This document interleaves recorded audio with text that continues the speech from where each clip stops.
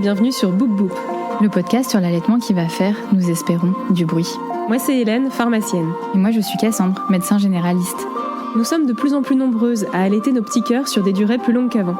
Si toi aussi, tu t'es embarqué dans cette aventure, si tu souhaites allaiter ou aider une personne qui allaite ou voudrait allaiter, ce podcast est fait pour toi. Tu y trouveras des conseils pratiques, des partages d'expériences, des témoignages, des séances de sophrologie, de relaxation ou encore de la rééducation du périnée. Oui, à écouter lors des tétés ou pas, le tout à travers notre regard de maman et de professionnels de santé. Nous avons créé ce podcast comme le podcast que nous aurions aimé écouter pendant une tétée, pour allaiter en toute sérénité, bien informé. Bonne écoute, c'est l'heure de la tétée. Aujourd'hui, on parle d'un sujet souvent oublié dans le tourbillon du postpartum, le mouvement. Comment retrouver une relation positive avec son corps après l'accouchement, quand et comment reprendre une activité physique sans se blesser ni se culpabiliser, et surtout, en quoi le mouvement peut-il être un vrai soutien physique et mental pendant cette période si particulière ?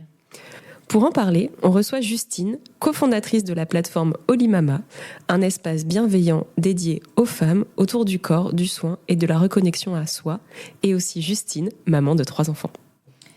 Elle va donc nous partager son expérience personnelle de ses 3 postpartums rapprochés, ce qui l'a menée à créer Olimama et surtout comment remettre du mouvement dans sa vie après la naissance d'un bébé, qu'on allaite ou non.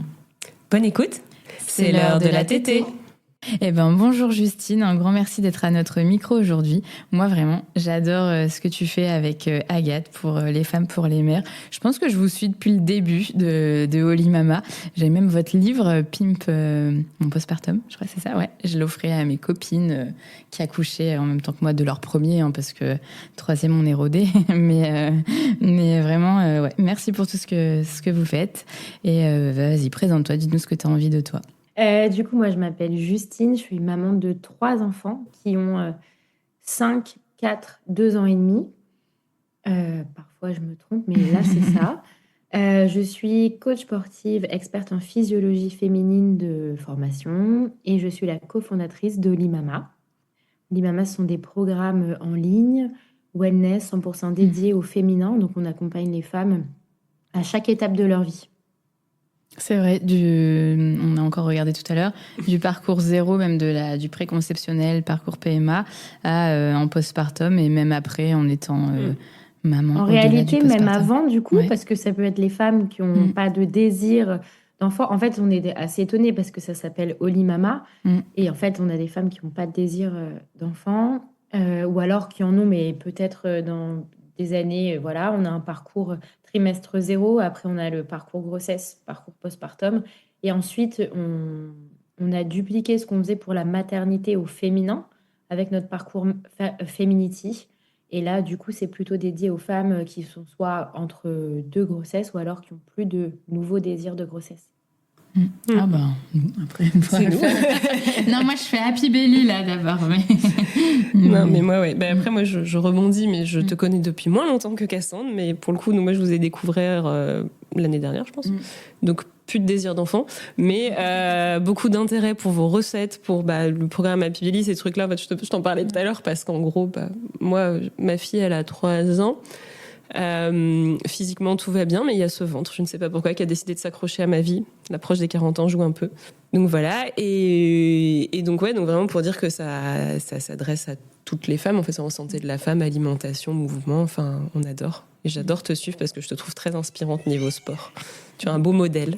Et du coup, donc on parle de cette plateforme Olimama. Comment est née l'idée avec Agathe de tout ça? Déjà, il faut savoir qu'avant Olimama, avec Agathe, on ne se connaissait pas. On s'est croisés par hasard. Et en fait, vite a émergé un projet. À la base, le premier projet, c'était le livre, comme tu en parlais tout à l'heure, Pimp ton postpartum. En fait, on travaillait toutes les deux dans un studio de yoga, pilates. Et un jour, je ne sais pas vraiment, cette vision, on s'est tapé l'épaule. On s'est croisés. Et là, coup de foudre. Non, mais c'est vrai, c'est vraiment l'image que j'ai de nous deux. Et en fait, à cette époque-là, elle était en postpartum de ses jumeaux, du coup, il me semble. Enfin, elle avait déjà pris un cours de yoga postnatal avec moi, mais c'était un épisode isolé parce qu'après, bref, il y a eu le Covid, etc.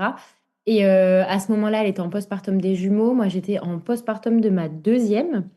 Et en fait, on s'est dit, mais c'est fou quand même. Pourquoi c'est la grossesse, on en parle autant, on nous prépare autant et personne nous parle du postpartum. Parce que c'était du coup en...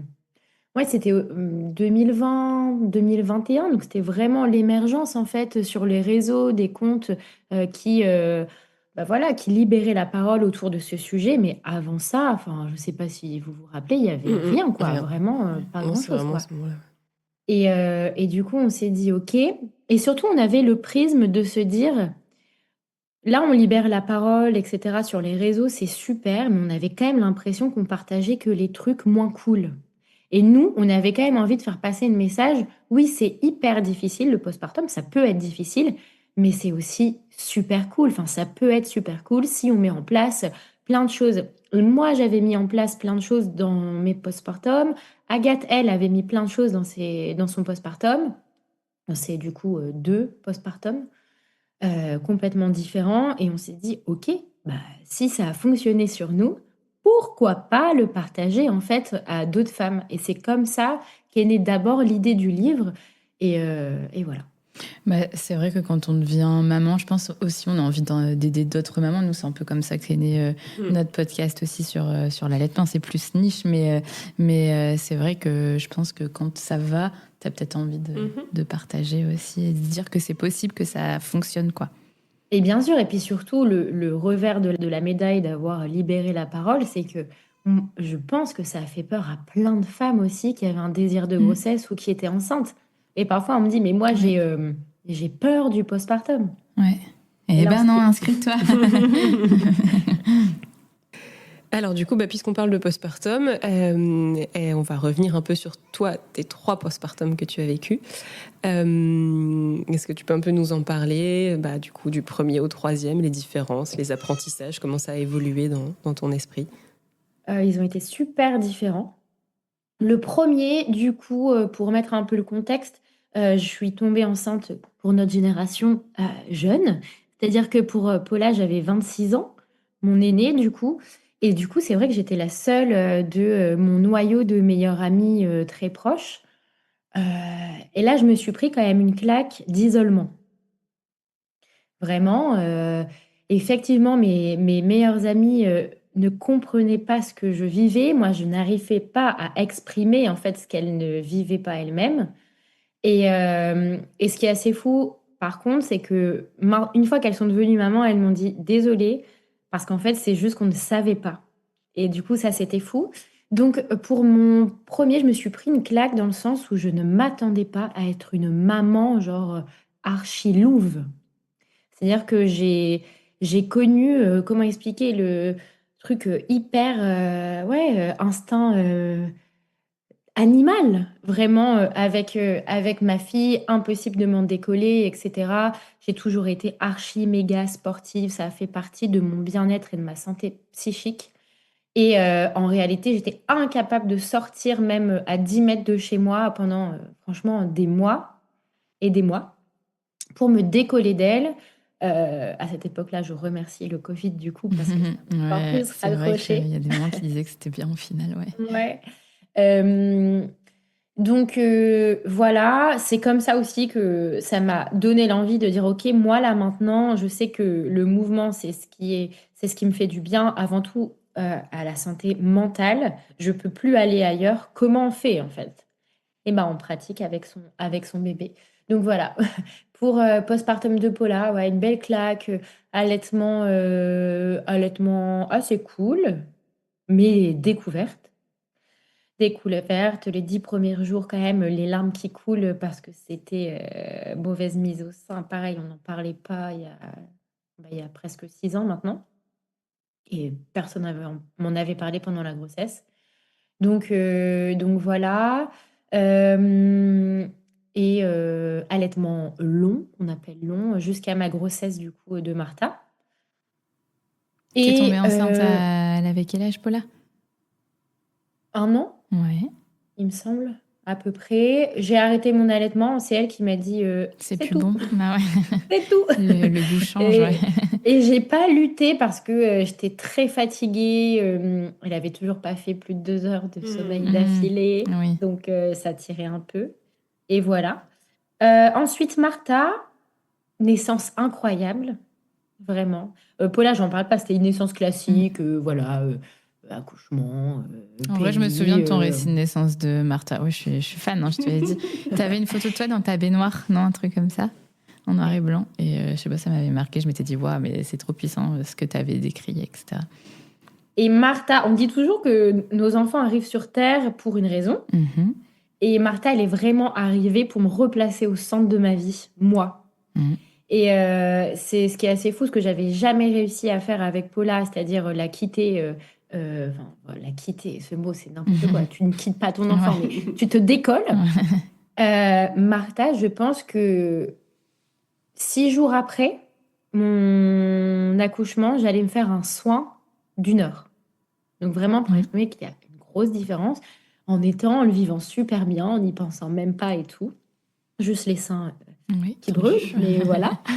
Et donc postpartum de Martha, mais je pense que c'est mon postpartum préféré des trois. C'était tellement doux. À la fois, je travaillais beaucoup, mais tout était, euh, tout était facile parce que vraiment, je m'étais replacée au centre. Alors que pour Paula, je m'étais complètement oubliée et j'avais perdu, j'en parle souvent, j'avais perdu ma lumière. Vraiment, ça brillait plus dans mes yeux, etc.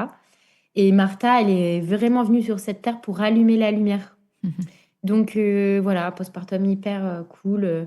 On va pas se mentir, sommeil hyper cool aussi. Elle a fait ses nuits assez rapidement, alors que allaitement exclusif, je le précise, je n'ai rien changé, etc. Bosco, grossesse complexe, vraiment tunnel de travail, encore plus que pour Martha. C'était vraiment énorme avec du recul. Et accouchement super, vraiment très rapide aussi.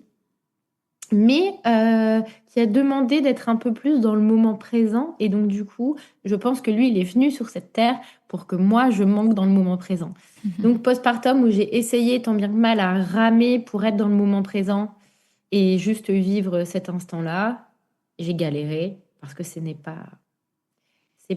c'était pas qui je pensais être. Je sais pas si c'est très clair ce que T'avais je veux idéalisé expliquer. un bébé qui était complètement différent, c'est ça que tu veux dire? Non, non, je veux Ah, dire toi, de que toi-même. de moi-même, D'accord. ouais, de moi-même. En réalité, je suis censée être quelqu'un qui vit le moment présent à fond. Et la vie pro, les sphères extérieures à qui tu es toi m'ont empêché d'être qui je suis. Mm. Oui. Claire. Après, quand t'es maman, vivre juste l'instant présent, faut quand même anticiper, etc. Je pense s'organiser dans tout planifier. Bien sûr, je Ouais. pensais surtout à plus prendre un congé maternité, quoi, par exemple. D'accord. Ah oui, t'as pas Que je pris. n'ai pas Ouais. fait. Ouais. Enfin, pas vraiment, quoi. Donc voilà, postpartum, on va pas se mentir, intense. Mais intense pour des raisons indépendantes de ma volonté, où il a eu pas mal de problèmes. C'est le seul enfant qui a eu des énormes reflux qualifiés de extrêmes par le corps médical. Il a été hospitalisé à cause des reflux. Enfin, c'était vraiment costaud. Voilà. Donc, je ne peux pas le comparer, ce postpartum, même si on ne compare pas ces postpartum. Mais Oui. voilà. En général, pour retenir et faire une conclusion à tout ça, je déteste la grossesse, j'adore le postpartum. Vraiment, le postpartum, moi, c'est ma renaissance. C'est vraiment le phénix qui est rené de ses cendres, quoi.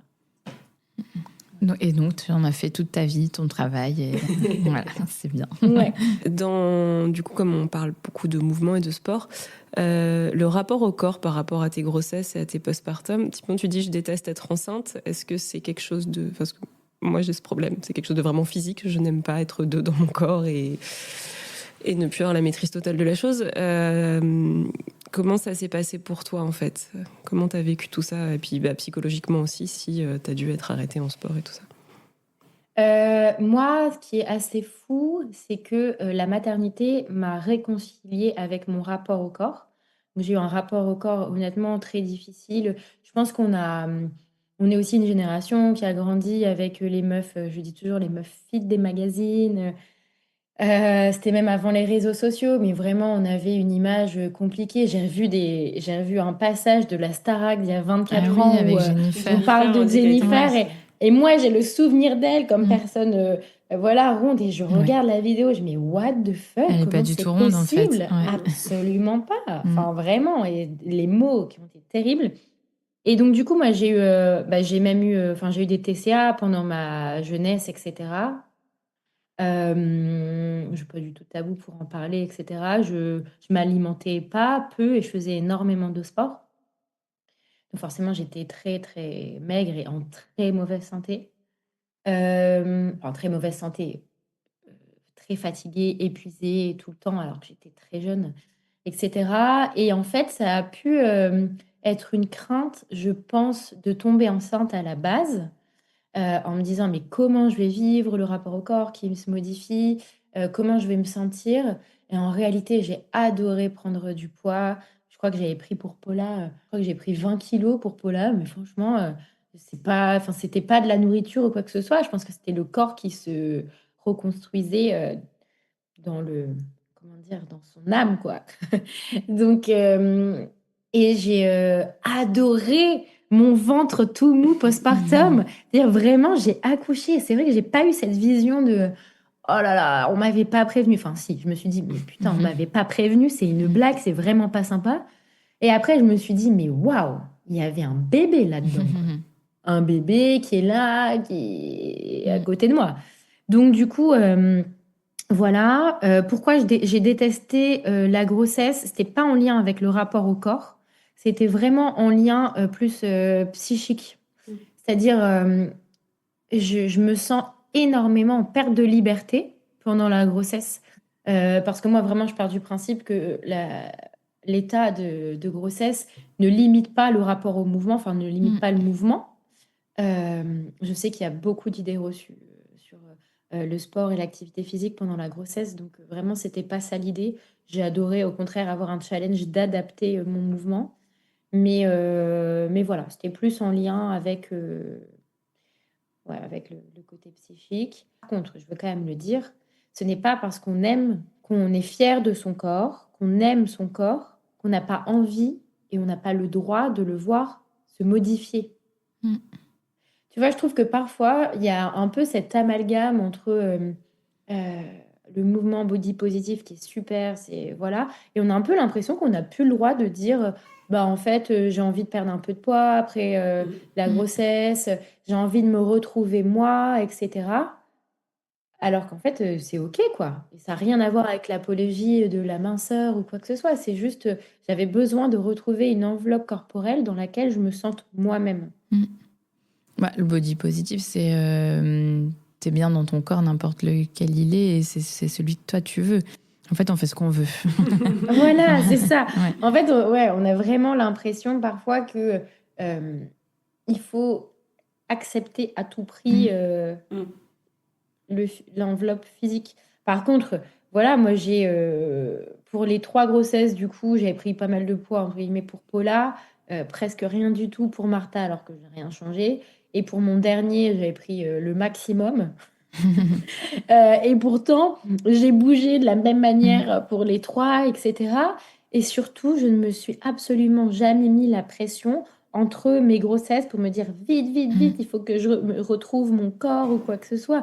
Je savais très bien que j'ai rien à faire. On a besoin de rien faire pour retrouver son corps. C'est le temps qui va le faire.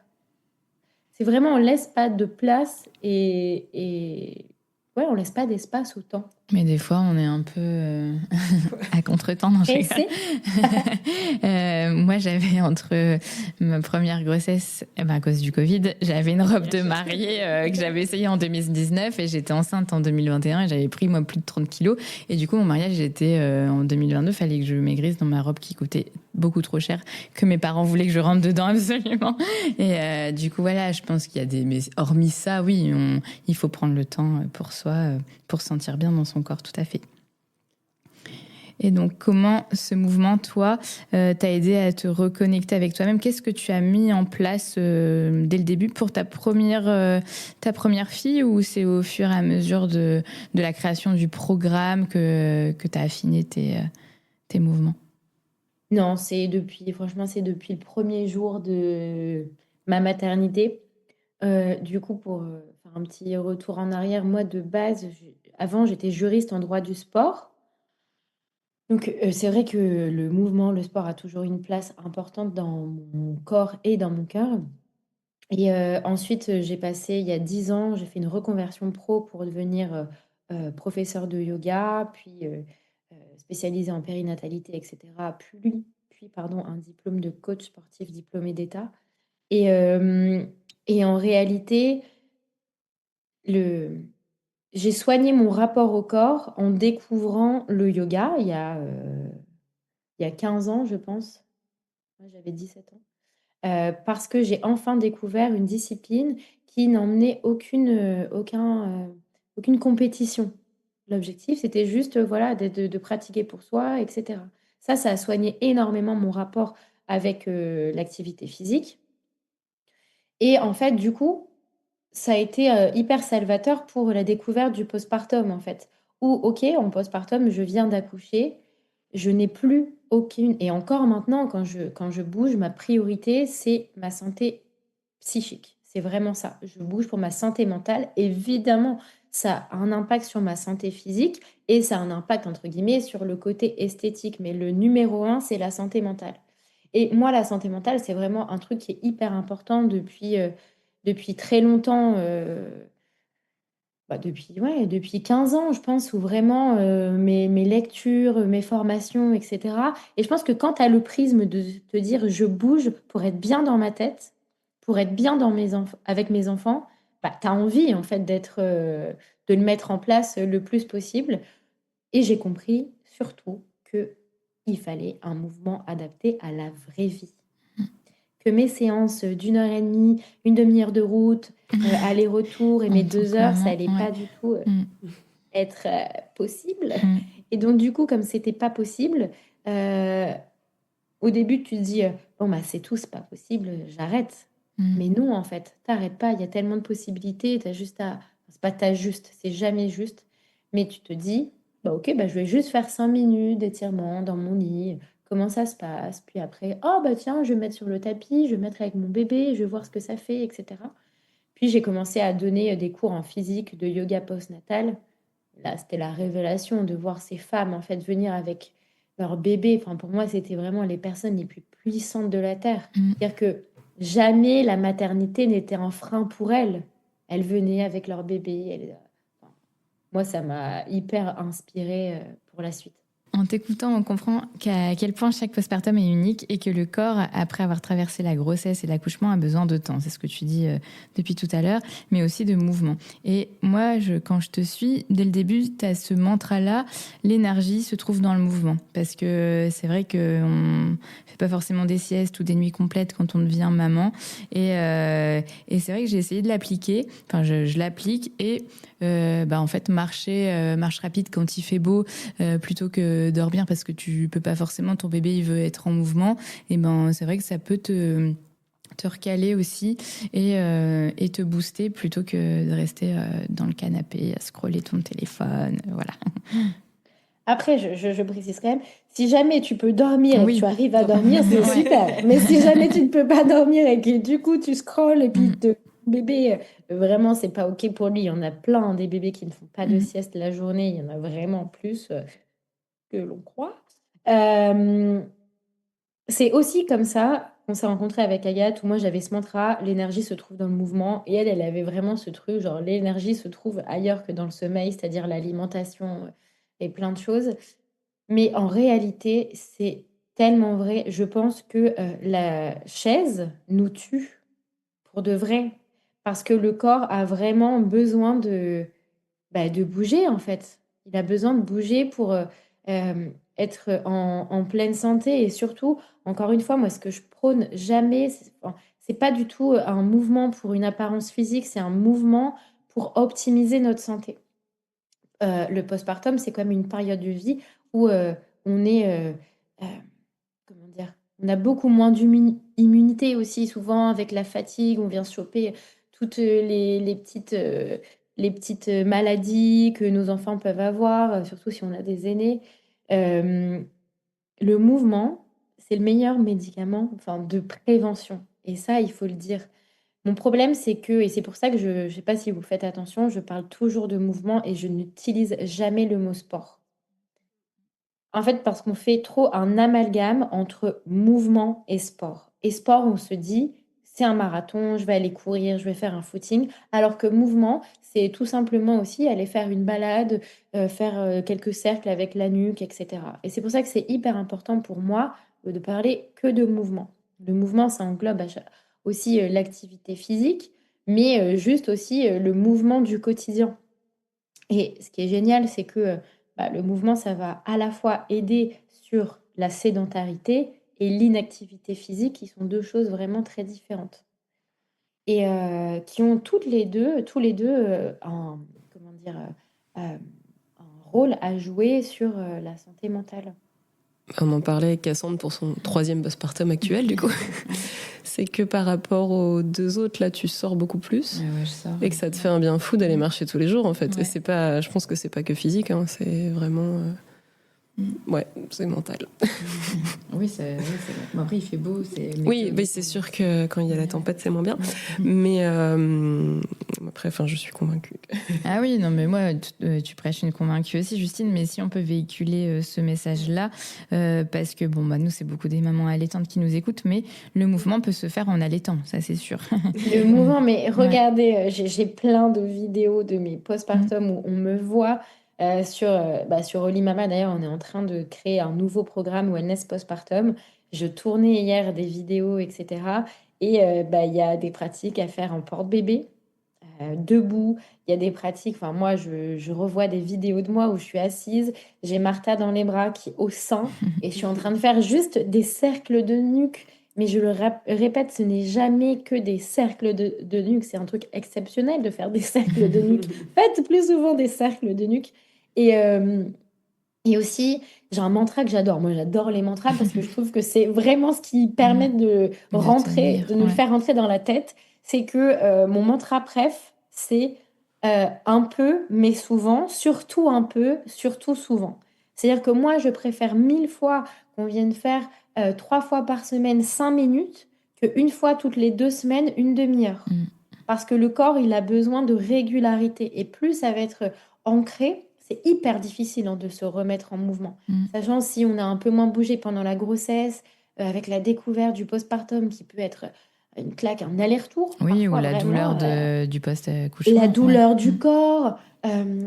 Moi, c'est hyper important d'englober en fait le corps de toutes les mères. Sur Oli Mama, on a des pratiques à faire, même après une césarienne, dès la maternité, etc. C'est vraiment des trucs hyper doux, mais c'est jamais l'intensité qui va hiérarchiser le bien-être. C'est-à-dire qu'on s'en fout en fait que ça soit hyper doux, que ça soit juste tu t'es étiré dans le lit 1 minute 30, mais ça va avoir un impact aussi fou que si, je sais pas, tu avais fait une pratique d'une demi-heure. Et c'est ce message-là pour moi qui est essentiel à faire passer.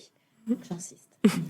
C'est chouette aussi, vraiment dans ce que tu dis de parler de mouvement et pas de sport, parce que je pense parmi les freins qu'on rencontre quand on est une jeune maman, c'est que on va vous dire ah non mais pas faire de sport avant d'avoir fini sa rééducation du périnée. Puis la rééducation, il faut attendre 6 semaines. Et du coup, tu fais je vais faire rien. C'est après 3 mois et tu reprends le travail. Ouais, voilà. Du coup, tu n'y remets pas. Mais en fait, ouais, vraiment de parler de ce mouvement, déjà, c'est une première étape, je pense, pour pas freiner les mamans. Et en parlant des freins, du coup, que les jeunes mamans vont rencontrer, on peut parler aussi. Alors souvent, il y a la question du manque de temps. Parce qu'une fois que le coparent est reparti bosser, on est 100% avec son bébé. Alors, tu viens de le dire, qu'il y a des choses qu'on peut faire avec son bébé. On n'est pas obligé, voilà. Mais je sais pas si tu as des petites astuces par rapport à ça pour essayer de trouver le temps. Après, s'offrir du temps, c'est important aussi. C'est hyper important. Je pense aussi à toutes les femmes qui n'ont pas de relais et pour qui c'est encore plus intense. J'en échange énormément chaque jour avec elles. Et c'est plus elles, du coup, qui me partagent leurs tips. C'est que je pense quand même qu'il y a un peu un cadre spatio-temporel où les bébés sont un peu plus calmes le matin. Oui. Vraiment. Essayez d'y aller petit à petit.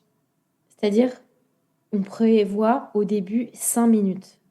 Parce que la fierté de se dire, j'ai réussi à faire ces 5 minutes, mon bébé, voilà, ça n'a pas été un frein, enfin, j'aime pas utiliser ce mot-là, mais vous comprenez un peu l'idée, pour ma mise en mouvement. Waouh, je suis trop fière, j'ai réussi. Plutôt que se dire, ok, bah là, je vais essayer de faire sa séance, je vais me bloquer un moment d'une demi-heure. Voilà, évidemment qu'il y a peut-être une chance sur 10 que ça fonctionne. Et donc, du coup, il y a 9 chances sur 10 que ça soit un énorme frein. Et qu'est-ce qui se passe dans notre quotidien quand il y a des freins? Et ben en fait, le postpartum, ça peut déjà être tellement intense qu'on n'est pas là pour souffrir et pour avoir des freins et des freins et des freins. Donc, on va arrêter. On va arrêter parce qu'on se dit que c'est impossible. Alors que vraiment, pour moi, c'est avoir cette échelle de valeur où je commence d'abord avec moins de 5 minutes, soit je lance ma vidéo, soit juste je le fais toute seule en fait. Même si je marche, je fais le tour de ma maison, je fais des étirements dans mon lit, etc. On a besoin de satisfaction. Et ce que j'adore avec le mouvement, c'est que ça fait partie des peu de choses de notre vie d'adulte où on a une satisfaction directe. C'est-à-dire que quand on est petit, on va à l'école, bah voilà, les maîtres, maîtresses nous félicitent, bravo, etc. Au travail, dans notre vie pro, de plus en plus, c'est dur, quoi. Vraiment, il faut attendre limite l'entretien annuel pour qu'on nous félicite. Alors que le mouvement, tu as ce truc direct, tu vois, de dire, je l'ai fait, je suis une putain de meuf, je suis incroyable.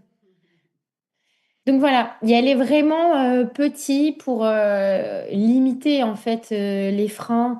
Pas besoin de le faire sur un tapis, faites-le dans le lit. Enfin voilà, et on y va étape par étape, quoi. Donc, les bienfaits observés, donc bien sûr, ça joue sur le moral, sur le sommeil, sur ta posture. Moi, là, donc j'ai repris ma fille, elle a 1 mois et demi. J'ai eu une 3e césarienne. Au début, j'étais méga recroquevillée, etc. J'avais trop mal, je faisais que marcher. Et là, j'ai commencé ma rééduque avec une kiné qui fait rééduque périnée et abdos en même temps. Et là, je me sens beaucoup plus étirée parce qu'elle m'a donné les bons exercices, etc. Et du coup, je pense que la posture, ça joue aussi sur... En fait, c'est un tout. T'as un bon moral, t'as une bonne posture, t'arrives à avoir tout ça. Et aussi, du coup, ta lactation, elle peut être un peu boostée aussi parce que tu te sens mieux. Donc, je pense que c'est un tout. Et ça peut lutter contre la dépression du postpartum aussi, bien sûr. Carrément. Et j'en profite aussi pour ajouter une idée reçue qu'on a, selon laquelle le mouvement, l'activité physique pourrait en fait diminuer la lactation. C'est faux. Enfin, vraiment, c'est pas prouvé, quoi. Ouais. C'est pas Enfin, prouvé. on avait fait un épisode avec une triathlète pour le coup qui allait sur les triathlons et voilà pour parler de ces idées reçues que le lait se chargerait en acide lactique et qui serait moins nourrissant, moins bon, que ça diminue la lactation. Non. Ça change un peu le voilà. Mais je pense que globalement voilà, c'est ce que vous avez dit depuis tout à l'heure toutes les deux, c'est vraiment se faire. Enfin, le mouvement c'est bon pour le moral et le moral c'est bon pour la lactation. Et on parle aussi ce qui est hyper important aussi, c'est toujours rappeler qu'en fait, nous, on parle des meufs du quotidien. Enfin, je veux dire, comme nous, etc. Et combien de nanas, finalement, vont faire un triathlon et du coup, on va avoir cette question d'acide lactique qui va se poser. Donc, en fait, non, faire un peu de mobilité, du renfort doux, des muscles profonds, etc. Aucun souci. Et aussi, je voulais rebondir sur le fait, pourquoi on a tant de tensions et tant de douleurs. C'est parce que souvent pendant la grossesse, la sangle abdominale, elle a été mise de côté parce qu'on ne sait pas trop. Il y a certaines femmes qui ont peur, etc. Alors que c'est essentiel de continuer à engager les bons abdos, enfin correctement ces abdos. La première chose. Et la seconde, c'est que le problème avec le fait d'attendre 6 semaines pour commencer à réengager périnée abdos, c'est que pendant ce temps-là, comme c'est pas protégé, enfin c'est antagoniste. Donc forcément, si on vient rien faire devant, tout se répercute derrière et c'est pour ça qu'on a des douleurs de dos. Alors on va profiter de ton coaching et on va te demander tes petits conseils. Donc c'est là qu'on prend des notes. Alors concrètement, tu l'as déjà un peu dit, mais par où on commence? Voilà, Cassandre vient d'accoucher. Par tourner la nuque. Voilà. par des objectifs simples et réalisables, vraiment atteignables. C'est-à-dire que on ne va pas se comparer avec la nana qui est en postpartum de 1 an et demi sur Insta parce que on n'a pas la même vie. Si tu viens d'accoucher, ne te compare pas à quelqu'un qui a accouché il y a 1 an et demi. C'est impossible de mettre en place les mêmes choses. Déjà, on ne se compare pas tout court, mais malheureusement, je sais que ça peut arriver, contrairement à ce qu'on ait envie de faire. Donc, on y va étape par étape, mais on planifie. On peut les planifier même dans un agenda partagé, même si c'est 5 minutes, on le sait que dans une vie, ça se planifie aussi. On aimerait, dans le meilleur des mondes, pas besoin que ça se partage. L'autre va forcément comprendre nos besoins sans que on ait besoin de les exprimer. Ce n'est pas, ce n'est pas la réalité, Non. en tout cas pas pour tout le monde. Donc on exprime ses besoins, sans faut dire, sans Ses se intentions, justifier. quoi. Ouais. Voilà, j'ai besoin, je fais ça. J'en ai besoin, point. Euh, on les planifie et on vient chercher les victoires. Donc, séance courte pour un maximum de fierté. Et vraiment, on s'encourage, quoi. On est des putains de meufs, on est incroyables, etc. Ça, c'est la première chose. C'est une grande chose déjà et c'est hyper important. Ensuite, on va chercher du mouvement adapté. Ça, c'est mon combat, vraiment, vraiment. On ne va pas se ruer sur les trucs qu'on faisait avant. Le corps a besoin vraiment de se retrouver, de se reconstruire. Il s'est passé quand même un truc de fou. Souvent, on a l'impression que voilà, le plus difficile, c'était la grossesse, la maternité, mais tout ça, c'est une partie du voyage. Après, il y a le voyage postpartum, et je peux te dire que si tu prends pas soin d'y aller étape par étape, il y a des choses qui vont être délétères au quotidien. Rien que le fait de sortir et de rentrer, enfin sortir de ton canapé et t'asseoir dans ton canapé, ça peut être, si tu le fais en poussant sur ton ventre, on est d'accord qu'il y a des hyperpressions abdominales au quotidien. Ça, c'est évidemment normal. Les hyperpressions, du coup, c'est quand vraiment on rapproche les épaules des hanches. Mais par contre, on essaie au maximum de prendre conscience de son corps pour pas que le corps soit douloureux en plus de ça. Voilà. On va chercher du confort. Donc ça, ouais, je pense que le fait de le faire aussi le matin va créer un souffle pour la journée. C'est juste les cercles de nuque, on les fait avant la douche si on arrive à prendre la douche. Et au moins, même si on n'arrive pas à prendre sa douche, on arrivera au moins à faire. On aura fait les cercles de nuque. C'est super.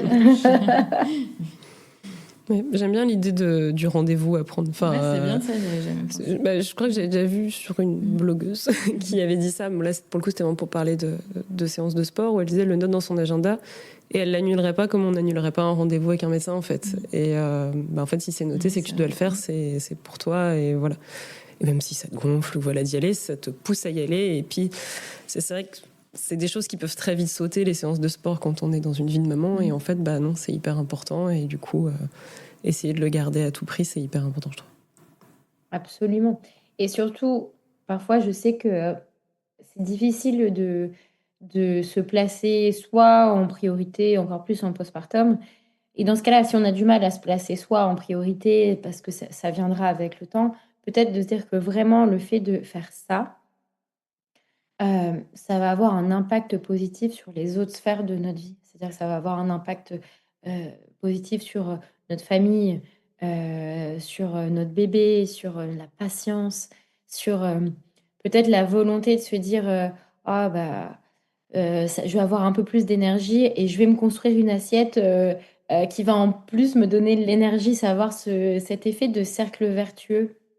Effectivement, on peut pas tout faire en même temps, pas tous les jours, mais voilà, essayer au max de bouger des séances très courtes. Oui. Est-ce que tu as d'autres conseils, par exemple, pour les mamans qui allaitent, des positions qui soulagent, des étirements adaptés? Abonnez-vous à la plateforme. Oui, il y en a énormément sur Olimama, mais l'idée, c'est vraiment d'aller chercher, on est souvent arrondi avec l'allaitement au sein, même allaitement au biberon, etc. On a cette posture. moi, j'avais on peut pas dire ça un toc parce que c'est un truc très, très, très positif, mais dès que je mettais mon bébé au sein, je me disais: «Est-ce que je suis droite?» J'avais ce truc et ce réflexe au début, limite je l'écrivais sur une feuille et je le collais quelque part comme ça je le voyais plusieurs fois. Je me disais: «OK, est-ce que je suis droite? Est-ce que je suis relâchée?» C'est surtout ça parce que souvent on est vers l'avant, mais on n'est pas relâché. Donc quitte à être vers l'avant, autant l'être et vraiment les épaules relâchées parce que ça va créer des tensions, partout. Donc voilà, rien que ça fait partie, c'est du mouvement du quotidien, en fait, de se poser la question si: «OK, est-ce que je suis bien, quand je suis en train d'allaiter? Comment ça se passe?» Ne pas hésiter aussi à, adapter ses postures selon son bébé. Enfin voilà, moi clairement j'avais un bébé avec un reflux, souvent, voilà, c'était ma crainte de me dire, c'était vraiment ma grosse crainte. Je sais pas pourquoi j'avais la crainte un jour d'avoir un bébé RGO. Bon bah, du coup, on me l'a offert. Parce que pour moi, c'était un peu je me disais: «OK, avec un bébé RGO, c'est fini, je ne pourrai jamais bouger». Je n'ai jamais autant bougé que pour ce troisième postpartum. Parce que en fait, de toute façon, c'est un bébé qui a besoin d'être en mouvement constant. Donc c'est sûr, porte-bébé, mais porte-bébé, faire des choses, pour soi aussi, quoi. De toute façon, tout ce qui est cercle en général, cercle de bassin, des translations sur le côté, hem, vraiment du haut jusqu'en en bas du corps, ça fait beaucoup, beaucoup de bien. Et surtout si on a voilà, on a beaucoup de pratique. Enfin, on passe beaucoup de temps, debout à vertical. C'est vraiment essentiel de commencer un travail, des muscles profonds, enfin de périnée, abdos très tôt parce que sinon le dos, ça va vraiment être, hyper intense. Moi, j'ai fait, du coup, on a co-créé un programme qui s'appelle Happy Belly avec, Muriel Ramon qui est kiné et ostéopathe, qui est une prise en charge précoce du ventre à faire avant rééducation, mais aussi à n'importe quel stade de sa vie de femme. On peut même le faire à 10 ans postpartum. Moi, c'est ce qui a sauvé, c'est-à-dire que je n'ai jamais eu de douleur au dos. Jamais de mes maternités, j'ai eu mal au dos en postpartum parce que j'ai fait ce programme et dès que même là, dans mon quotidien maintenant à 2 ans et demi postpartum, si j'ai mal au dos, je le refais parce que forcément, c'est qu'il y a un truc, qui, heu, qui est pas suffisamment, renforcé. C'est très dur, je trouve, de retrouver, un ventre vraiment fonctionnel quand on a enchaîné, les grossesses parce que, il y a certaines femmes qui oublient, en fait, de faire les rééduques. Ça, c'est hyper important. Ça fait partie vraiment, des tips. Le premier, parfois, on y va et deuxième, on se dit: «Mais non, c'est bon, je m'en souviens». Mais non, on se souvient de rien et surtout, on va pas le faire seul à la maison. Enfin, on a quand même une chance, énorme, d'avoir cette prise en charge, du corps, qui mériterait d'être, encore plus importante, mais il faut le faire. Vraiment, c'est essentiel. Et alors la question, donc tu as dit que tu avais 3 enfants qui ont tous moins de 5 ans, c'est ça? Enfin non, moins de 6 ans, Moins de 6 ans. parce que nos aînés, ils ont le même âge. Comment on bouge avec 3 enfants en bas âge? Mais les enfants, c'est le meilleur moyen pour bouger, vraiment. Déjà, comment on bouge? Est-ce que la question c'est comment on bouge avec ses enfants ou comment on trouve du temps pour bouger sans ses enfants? Les 2. Premier, je me suis toujours dit que mes enfants n'allaient jamais être un frein au mouvement. À partir de là où je me suis ancrée très, très, très, très fort dans la tête, je me suis dit: «OK, très bien, c'est la réalité, mais maintenant concrètement, qu'est-ce qu'on met en place?» Eh ben, on bouge avec eux. Forcément, moi, j'ai mes enfants, ils avaient, même pas, 1 heure de vie. Je faisais déjà mes exercices de respiration sur ma table à la maternité sur ma table, sur le lit et à la maison, voilà. Effectivement, pour les femmes qui nous écoutent ici et qui ont pas mis, le mouvement, avec leurs enfants, en place tôt, ce n'est jamais trop tard. Il y a rien de plus ludique pour des enfants que de bouger. Donc qu'est-ce qu'on fait? Moi, je leur construis, des petits circuits hyper ludiques. Il y a quelques réels sur, ma page Insta, si vous voulez avoir des idées, des trucs hyper simples. On fait un parcours avec des doudous. Eux adorent ça et en fait, moi aussi, j'adore ça parce que partager avec eux, c'est fou et encore une fois, On cherche pas à faire des trucs pendant 40 minutes. 20 minutes, c'est super. On les emmène avec soi et surtout, parfois quand on va au parc avec les enfants, on va au parc et on s'assoit sur le banc. Alors, moi, quand je vais au parc, pas toujours, je vais pas passer pour la nana parfaite, ce n'est pas vrai. Je rappelle quand même que c'est mon métier, donc pour moi, je n'ai pas la case motivation, je suis née avec. Donc voilà, ne vous inquiétez pas si vous avez la flemme. Voilà, c'est. Mais je mets mes baskets quand je vais au parc, et en fait, on fait des trucs avec eux. On fait un loup glacé pour les plus grands, ou alors si vraiment il y a des tout petits, et ben je les prends en porte-bébé et dans ce cas-là, bah, on marche, etc. Il y a tellement de choses qu'on peut faire debout. Donc ça, c'est la première chose. Et ensuite, comment on bouge avec un enfant? Ben, pour toutes celles qui sont une équipe parentale, vous avez la réponse dans la question. Vous êtes une équipe parentale, donc vraiment calendrier partagé. Nous, on a vraiment euh, eu nos besoins d'espace pour dire que je pratique énormément à la maison. On va dire, je pense que c'est ce que je fais le plus. Mais par contre, j'ai quand même besoin d'un temps où je sors de chez moi pour me libérer vraiment la tête, etc. Et ben, c'est dans l'agenda. Le lundi soir, c'est moi. Le mardi soir, c'est lui. Et en fait, c'est un truc qui roule comme ça, parce qu'on sait très bien à quel point l'impact positif que ça va avoir sur bah, le couple, sur soi-même, sur la famille, pro, quand on reprend le travail, etc. Mais toujours adapté. Du coup, il y a aussi un truc assez important dans tout ce que tu dis. Je pense que l'un des freins aussi, c'est la motivation et le ne pas savoir par où commencer. Ça marche à toute période de la vie. J'ai ma maman qui s'est remise en mouvement il y a 1 an. En fait, elle savait pas par où commencer parce qu'elle n'osait pas s'inscrire dans un cours de pilates parce qu'elle avait peur de se faire mal. Enfin voilà, donc finalement, le yoga sur chaise. Bref, longue histoire. Mais voilà, de pas savoir par où commencer parce qu'on a peur de se faire mal, de pas bien faire, d'être avec des filles fit qui, elles, ont accouché jamais ou il y a 3 ans. Enfin voilà. Je pense que c'est tout l'intérêt de votre plateforme aussi. Parce qu'il y a le côté, du coup, faire à la maison, il y a le côté motivationnel, puis il y a aussi, je pense que vous accompagnez bien au niveau des respirations, des choses comme ça, parce que c'est bien de vouloir faire du pilates ou du yoga chez soi, mais en fait, on peut vite faire n'importe quoi aussi avec des tutos YouTube. Donc, on plus soit la plateforme. Il y a quand même quelque chose que j'ai envie d'ajouter par rapport à ça, et c'est marrant, c'est vraiment ma réflexion ces derniers temps. C'est de me dire que moi, la priorité de ce que je veux partager, c'est que le plus important, c'est de bouger. Ok? Ça, c'est vraiment tout en haut de ma pyramide. Moi, c'est ça le plus important. C'est ce que je veux partager. Mais je ne veux pas non plus être une injonction au mouvement parce que effectivement que c'est essentiel et c'est hyper important d'adapter. Donc partez du principe, n'ayez pas peur de mal faire parce qu'en fait, vous allez jamais mal faire dans votre première intention de vous remettre en mouvement.